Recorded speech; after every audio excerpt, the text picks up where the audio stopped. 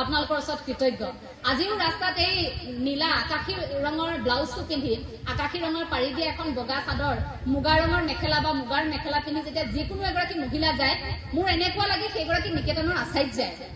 এই পোচাকযোৰ পিন্ধি যেতিয়া আচাৰ্য পাৰ হৈ যায় যিকোনো প্ৰান্তত যি ব্যক্তি তেওঁ যদি সেই আচাৰ্য নহয়ও ধাৰণাটো তেনেকুৱাই লাগে।